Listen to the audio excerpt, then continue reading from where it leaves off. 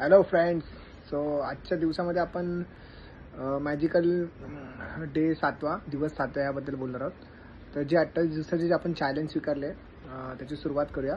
तर जसं आपण आता टोटल 6 दिवस झालेले आहेत, तर 6 दिवसाचे 60 वाक्य त्या गोष्टी ज्या नक्कीच तुम्ही लिहून काढल्या असेल त्या तुम्ही दिवसाच्या सुरुवातीला वाचत असाल तर चांगलंच आहे. आणि प्रत्येक वाक्यानंतर तुम्ही थँक्यू ही पण गोष्ट तुम्हाला आभार मानायचीच आहे. आणि नसेल सकाळी करत असाल तर दिवसामधून जेव्हा पण टाईम भेटेल तेव्हा करत जावा, पण कृपया करा आणि ब्रेक नका करू. ही चेंज जी आपण 28 दिवसाची चालू केलेली आहे त्याच्यामध्ये तुम्हाला कृपया व्यत्यय आणायचा नाही. तर आजच्या दिवस 7वा आपला जो आहे तो आहे नकारात्मक विचारांबद्दल. म्हणजे म्हणजे आपल्या जीवनामध्ये जे पण नकारात्मक विचार कसे येतात त्याला आपण कसं काय आपण दूर करू शकतो आपल्या जीवनातून. Magical way out of the negativity, इंग्लिशमध्ये असं त्या चॅप्टरचं नाव आहे. तर मग त्यामध्ये काय करायचं आहे बेसिकली आपल्याला की हे आणि 60 वाक्य तर झालेलेच आहेत, परत 10 वाक्य ॲडिशनल लिहायचे आहेत आपल्याला की आपल्या आयुष्यात अजून अशा काय 10 गोष्टी आहेत ज्या आपल्याला आयुष्यामध्ये त्याच्याबद्दल आपण आभार मानले पाहिजे ना. त्या गोष्टी लिहून झाल्यानंतर आपल्याला काय करायचं आहे की ज्या चॅप्टरचा आपला जो हेतू आहे, म्हणजे आजचा जो 7वा दिवस आहे त्याच्याबद्दल आपल्याला बोलायचं झालं तर आपल्या आयुष्यामध्ये जी पण नेगेटिव्हिटी आहे किंवा एखाद्या व्यक्तीबद्दल एखाद्या गोष्टीबद्दल काही पण असू दे, तर त्या गोष्टीबद्दल आपल्याला चांगल्या गोष्टीच लिहायच्या म्हणजे काहीतरी असेल चांगलं की जी व्यक्ती सपोज एखाद्या व्यक्तीसोबतच तुम्हाला नातेसंबंध सुधारायचे आहेत एक्झाम्पल, तर मग त्या व्यक्तीबद्दल काहीतरी अशा गोष्टी तुम्हाला 10 गोष्टी लिहायच्या आहेत ज्याच्याकडून तुमच्या आणि त्या व्यक्तीबद्दलचे नातेसंबंध चांगले होतील किंवा जे पण काय गैरसमज असतील ते दूर होतील. त्यासाठी तुम्ही म्हणजे लिहू शकता काय पण. किंवा मग तुम्हाला सपोज ऑफिसमध्ये कामाबद्दल काहीतरी प्रॉब्लेम असेल, मग ते काम कसं तुम्ही दुरुस्त कराल. तर मी सपोज एक एक्झाम्पल मी बॉसचं एक्झाम्पल घेतो. तुमचं सपोज आपल्या बॉससोबत आपलं रिलेशनशिप चांगलं नसेल, बॉस आपला नेहमी वैतागलेला असतो. काही म्हणजे 90% केसमध्ये असंच असतं की बॉसेस वगैरे नॉर्मली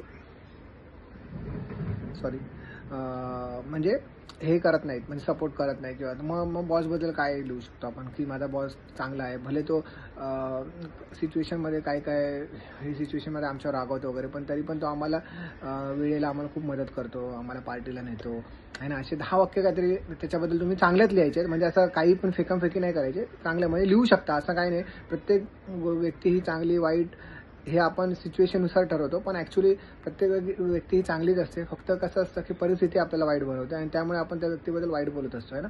किंवा त्या समोरच्या व्यक्तीच्या परिस्थितीने जरी आपण बघितलं तरी ती व्यक्ती त्याच्यापली कधी असं पण होऊ शकतं की ती व्यक्ती त्याच्या पोझिशनला बरोबर आहे, पण आपण त्याच्या दृष्टिकोनाने कधी विचारच करत नाही. आपण फक्त एका साईडने विचार करतो आहे ना.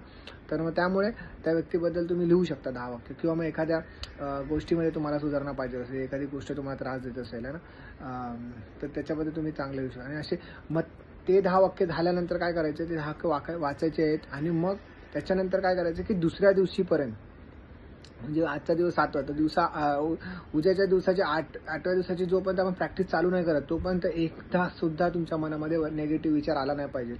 आणि जरी आला तर त्याचं कन्व्हर्जन तुम्हाला चांगल्या विचारांमध्ये करायचं आहे. जर म्हणजे सपोज मी आता एक्झाम्पल सांगतो की जसं की मी चाललो आहे एक्झाम्पल आहे ना, आणि माझ्या मनात विचार आला, अरे माझ्या पोटात खूप मला म्हणजे अस्वस्थ वाटतं.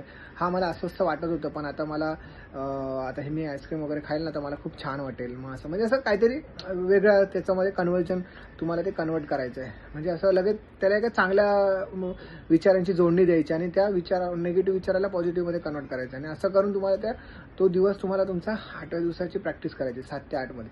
आणि मग बाकीची प्रॅक्टिस आपली तीच आहे की रात्री झोपताना मग परत तुम्हाला मॅजिक रॉकची प्रॅक्टिस करायची, ज्याला तुम्ही दिवसातली चांगली गोष्ट सांगायची जी घडलेली ती. आणि मेडिटेशन 5 मिनिटाचं करायचंच आहे. तर होप सो तुम्ही ही ॲक्टिव्हिटी पण कराल आणि नक्की तुम्हाला ह्या 28 दिवसाच्या चॅलेंजमध्ये नक्कीच जर तुम्ही हे रेग्युलर करत असाल तर तुम्हाला 100% गॅरंटी फरक जाणवलाच असेल. हळूहळू का होईना फरक जाणवणार. आणि जर तुम्हाला जाणवत नसेल तर तुम्ही कदाचित ते तुम्ही करत नसाल किंवा तुम्ही त्याच्याकडे लक्ष नसाल देत. म्हणजे करायचं म्हणून करू नका, मनापासून करा आणि डेफिनेटली काहीतरी फरक जाणवलाच असेल. आणि नक्कीच कमेंटमध्ये कळवा. खूप सारे मी व्हिडिओ टाकत आहोत, तर तुमचे कमेंट्स लाईकची अपेक्षा करतो. आणि जास्तीत जास्त लोकांना शेअर करा, म्हणजे नक्कीच त्यांना याचा फायदा होईल. चला मग, गुड बाय.